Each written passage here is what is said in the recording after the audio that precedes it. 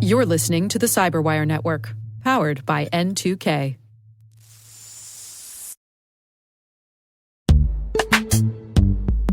Struggling to secure on-prem apps with modern identity? Don't worry, you're not alone. Join industry leaders from Fortune 500 organizations to secure your apps on any cloud with any IDP, regardless of your environment's complexity. Meet Strata's identity orchestration platform, Mavericks. Say goodbye to the headaches of app refactoring and legacy tech debt. With identity orchestration, you can modernize legacy apps to use MFA or passwordless authentication in a few weeks, migrate from one IDP to another, and so much more without changing the app. No matter your IAM use case, Strata extends the value of your current identity investments. And the best part? You can try it for free today. Visit strata.io/cyberwire to share your biggest identity challenge, and they'll hook you up with a complimentary pair of AirPods Pro. Don't miss out. Visit strata.io/cyberwire. That's strata.io/cyberwire.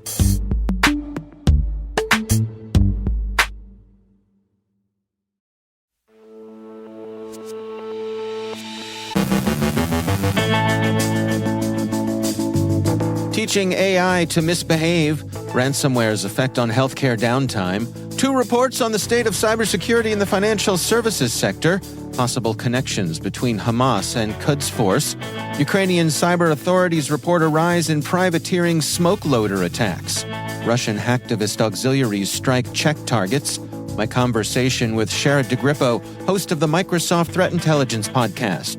Bhalodia from Microsoft Federal shares insights on multi-cloud security.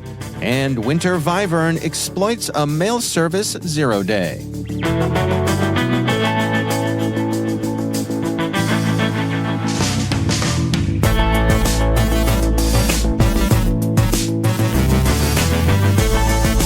I'm Dave Bittner with your CyberWire Intel briefing for Wednesday, October 25th, 2023.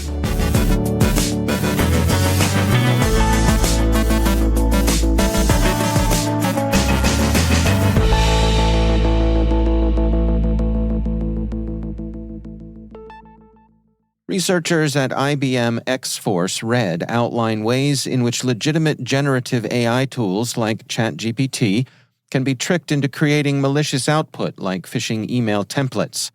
With only 5 simple prompts, they successfully manipulated a generative AI model to produce highly convincing phishing emails within just 5 minutes. Their team usually spends approximately 16 hours crafting a phishing email, excluding infrastructure setup.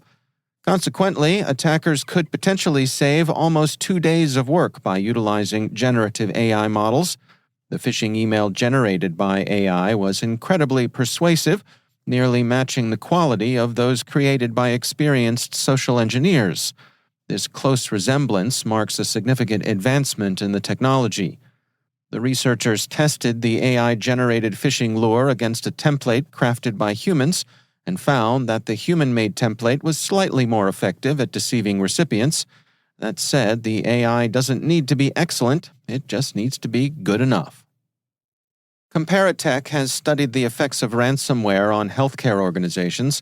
They've found that the downtime caused by these attacks has cost the U.S. economy $77.5 billion since 2016. The researchers state, medical entities suffered an average downtime of nearly 14 days following an attack.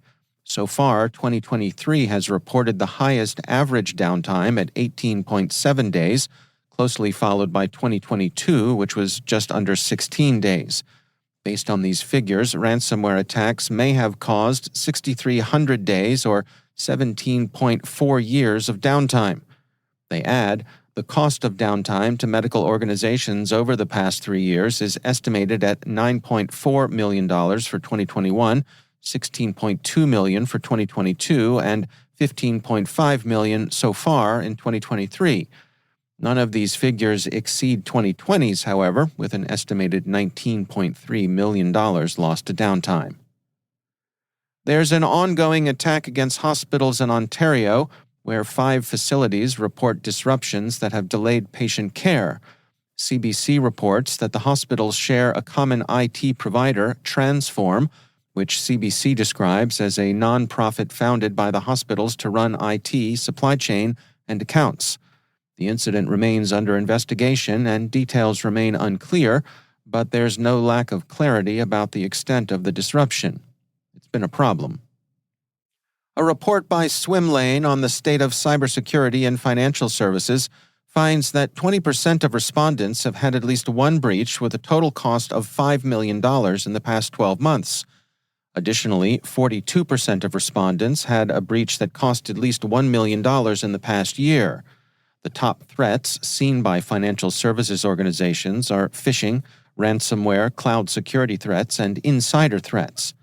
The report notes, the impact of successful cyber attacks is assessed differently depending on the type of financial institution.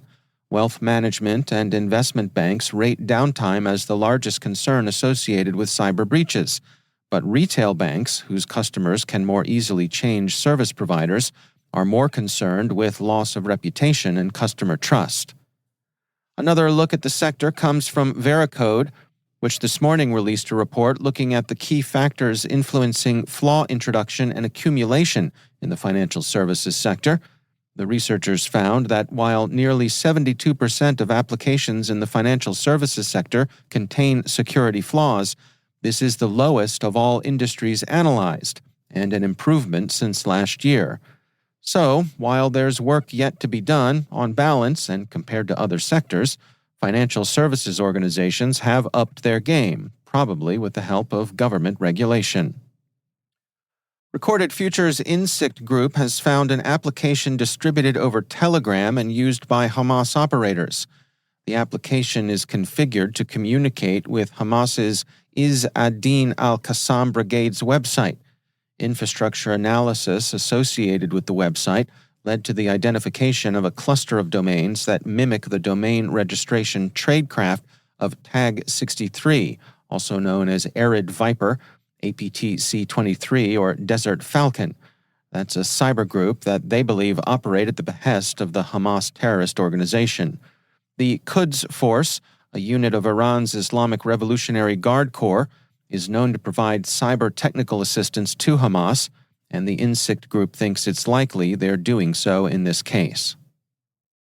Russia has stepped up cyber attacks directed against Ukraine and Ukraine's international supporters. Some have been financially motivated, others aiming simply at disruption. Kyiv's National Cybersecurity Coordination Center reported Tuesday that it was investigating an increase in Russian criminal attacks using Smokeloader malware. The NCCC explicitly characterizes the threat actors as financially motivated cyber criminals. Effectively, that makes them privateers who supplement the efforts of the Russian intelligence and security services and of the hacktivist auxiliaries those services direct. Smokeloader is commodity criminal malware bought and sold on the C2C market. The record notes that it trades in underworld markets from $400 for the basic model up to $1,650, nicely loaded. The NCCC's full report, available in both Ukrainian and English language versions, explains that a variety of Russian criminal groups are using Smokeloader, and that in some cases they've achieved their payoff by diverting funds from online transactions. The report includes a set of indicators of compromise and advice to organizations on how they might present the privateers with a harder target. Expats.cz reports that hacktivist auxiliaries have been engaged in disruptive attacks against Czech targets. DDoS attacks interrupted online services at the Prague airport, the Czech Interior Ministry, and the Chamber of Deputies. Researchers at the security firm Avast note that the use of the DDoSia platform points clearly to No-Name 057, the well-known Russian hacktivist auxiliary. The attacks were apparently intended as retaliation for Czech support for Ukraine at the Crimea Platform Summit, which met in Prague on Tuesday. It's worth noting that the attacks achieved no more than the familiar nuisance results, neither compromising data nor interrupting operations. ESET warns that the Winter Vivern threat actor has been exploiting a cross-site scripting zero-day vulnerability in the Roundcube webmail server since October 11th, 2023. Roundcube released patches for the flaw on October 16th. Winter Vivern used the flaw to conduct cyber espionage operations against European government entities and a think tank. The researchers don't attribute Winter Vivern to any particular nation-state, but they do note that it may be tied to the Belarus-aligned threat actor Mustached Bouncer. ESET concludes, despite the low sophistication of the group's toolset, it is a threat to governments in Europe because of its persistence, very regular running of phishing campaigns, and because a significant number of internet-facing applications are not regularly updated, although they are known to contain vulnerabilities. So, unsophisticated, espionage-focused, and targeting European governments. Circumstantially, that sounds like Belarus. Belarus, it should be noted, is one of two unambivalent supporters of Russia's war against Ukraine. The other is North Korea, and that's hardly the company one wants to keep, regardless of how epic their mustache may be.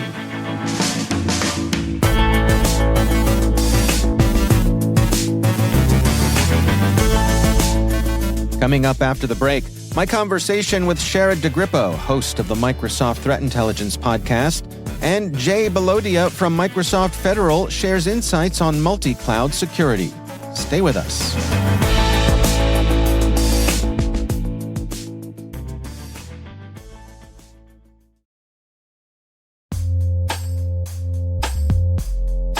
With over 8,000 threat hunters analyzing over 65 trillion signals daily, Microsoft works tirelessly with the federal government to keep our nation's data secure.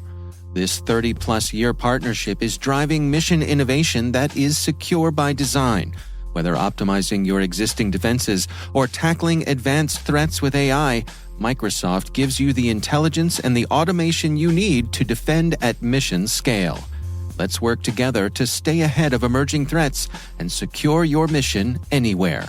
Learn more at aka.ms/fedcyber. That's aka.ms/fedcyber.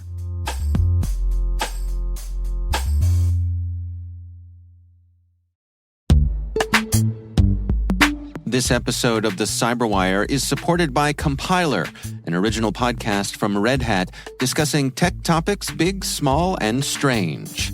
Compiler comes to you from the makers of Command Line Heroes and is hosted by Angela Andrews and Brent Simoneau. You know, one of the things I love about Compiler is the way they address issues that we're all thinking about. In a recent episode called The Great Stack Debate, they debate whether a software stack is like an onion, a sheet cake, or lasagna.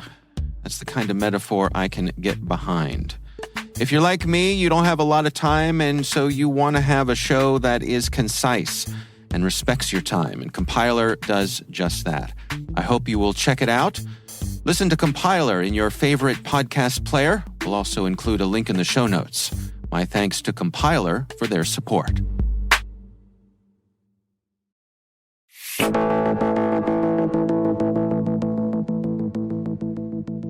As federal agencies have adopted multiple clouds for their analytic and compute capabilities, a strong security strategy has been a critical necessity.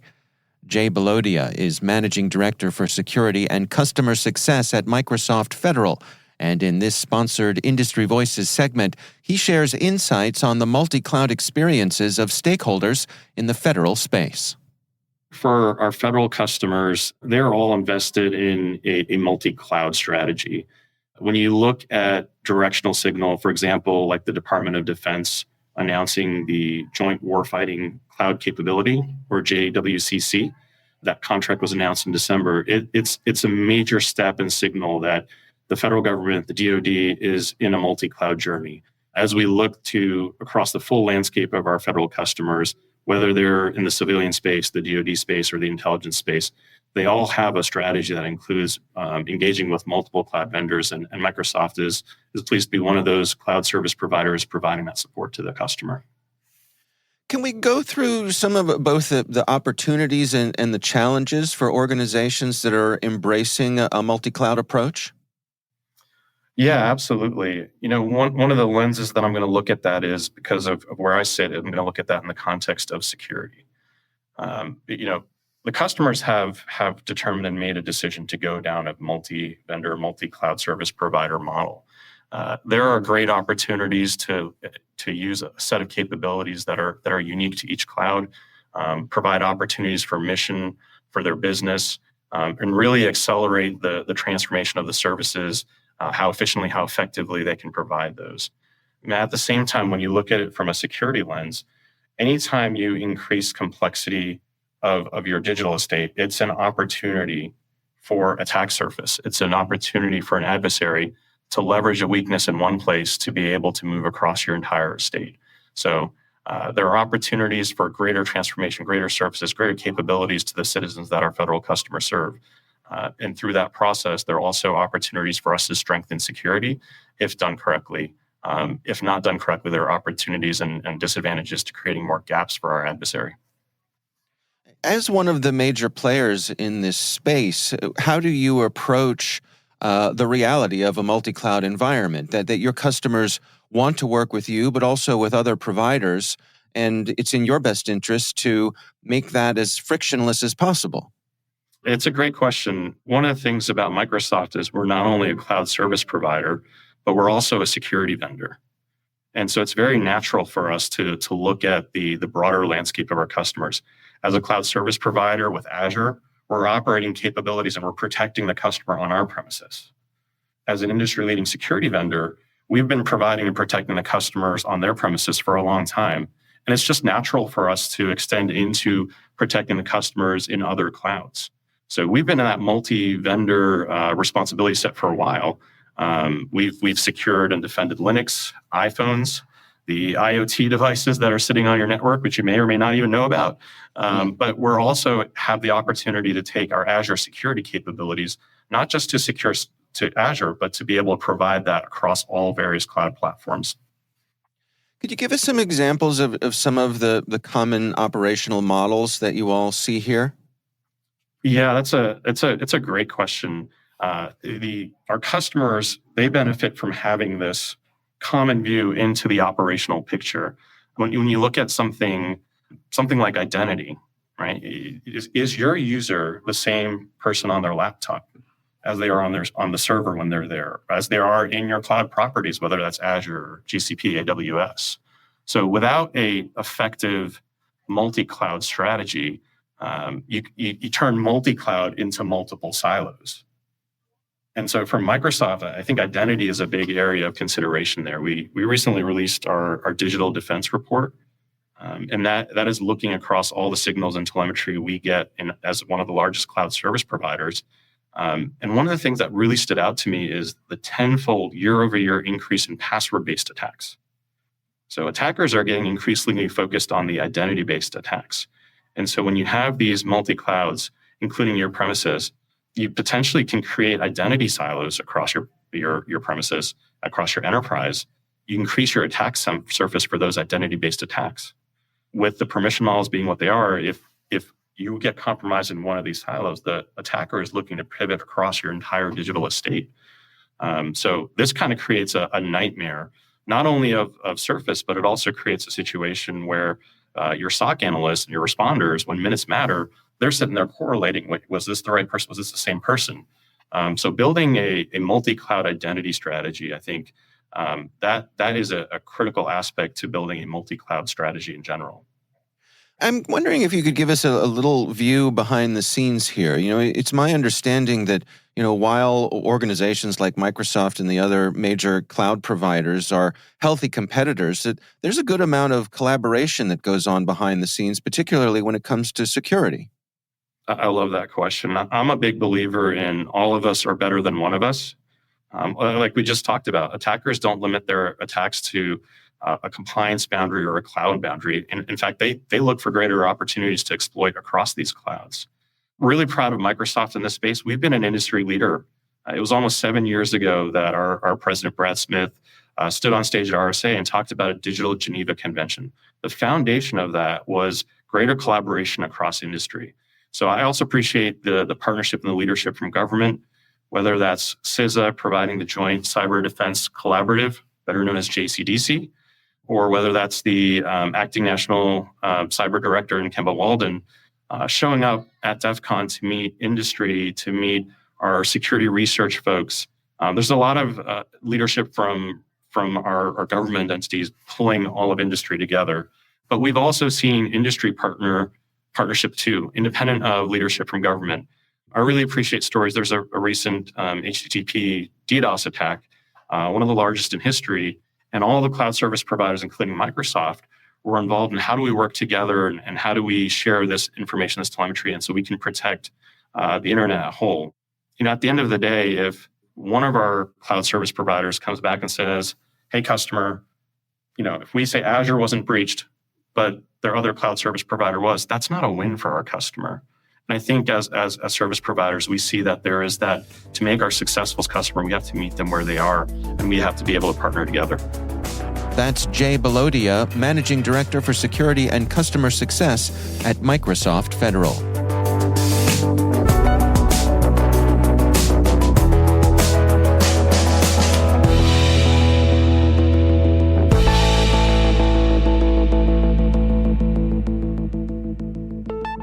It is my pleasure to welcome to the podcast Sherrod DeGrippo. She is the host of the Microsoft Threat Intelligence podcast right here on the CyberWire network. She is also Director of Threat Intelligence Strategy at Microsoft. Sherrod, thank you so much for joining us today. Hey, Dave, I'm so happy to be here. This is so cool.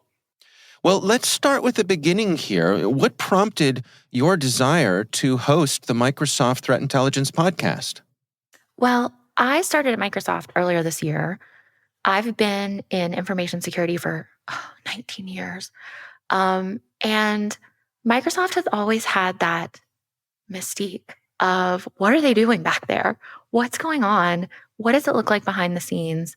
And I was really lucky because my leadership was super supportive of, hey, let's tell the stories about the threat actors. And let's tell the stories of the threat intelligence analysts, security researchers, incident responders that are doing this work day to day. And it's been fascinating finding out what goes on.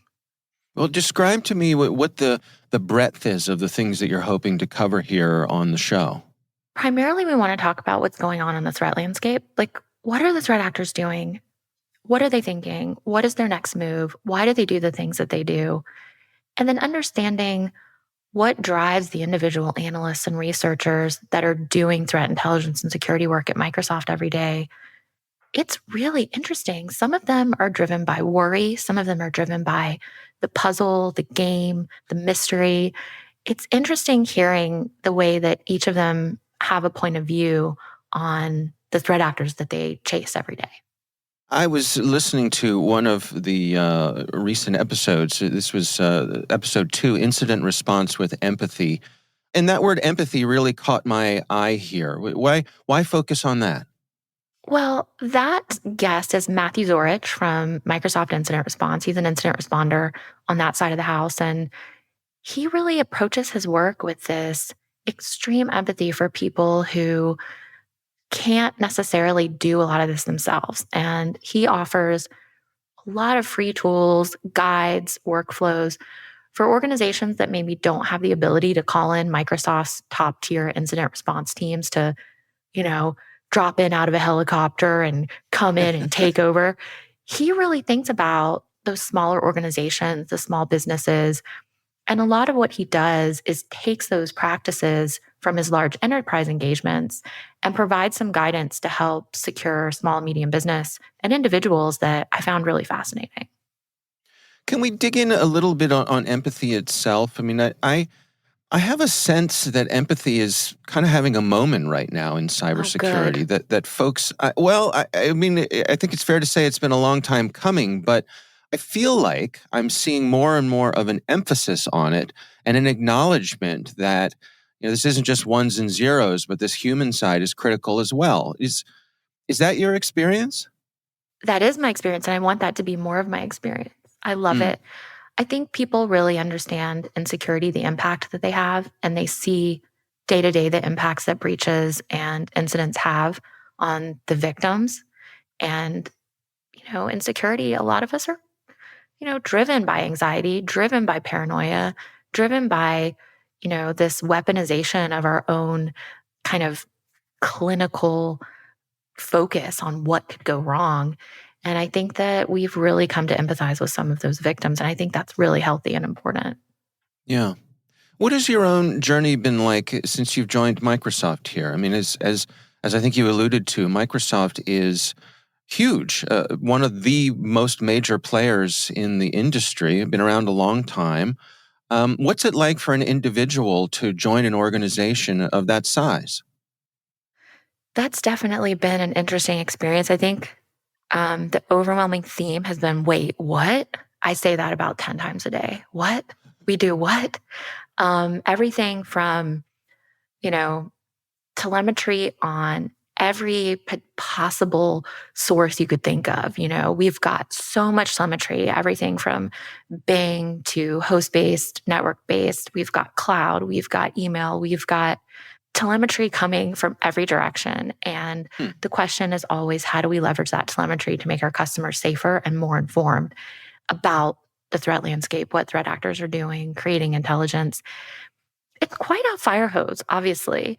But I think what people suspect who've never worked at Microsoft and can see that people here are super, super smart. And they're really focused, especially in the threat intelligence org, they're really focused on making people safer, whether it's consumer, enterprise, the network as a whole, the internet as a whole. Everybody wants to do the right thing. And there's just a lot more people than I'm used to doing it. Well, you've got some interesting guests coming up. Can you give us a little bit of a sneak preview of some of the things we can look forward to? Sure. We're going to release next, in addition to the 3 that are up already, we've got a focus on the Typhoon threat landscape actors, which are primarily based out of China, and a look at what that landscape is going to do. We focus on several threat actor groups, and China is one that we're always watching. So we've got that coming up next. We're also doing some deep dives with some detection engineers where we watch the movie Heat, and we kind of talk about some of the social engineering from the classic Michael Mann film that is really, in my opinion, the best threat actor psychology that you can see on display, because it's got Robert De Niro, Al Pacino, it's got incredible actors, but they really expose their inner thoughts as criminals. One last heist, doing it for whatever reasons they're doing it for. And so we kind of watch some scenes in the movie and talk about, how does this apply, for example, to the social engineering landscape in email? And in one case, Robert De Niro is a masterful social engineer. Well, the podcast is the Microsoft Threat Intelligence Podcast, and its host is Sherrod DeGrippo, Director of Threat Intelligence Strategy at Microsoft. Sherrod, thank you so much for joining us. Thanks for having me, Dave. Good to talk to you.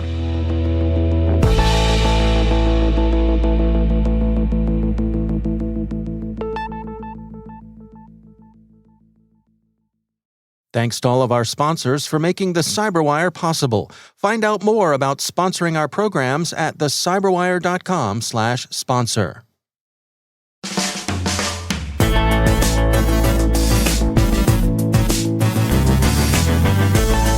And that's the CyberWire. For links to all of today's stories, check out our daily briefing at thecyberwire.com.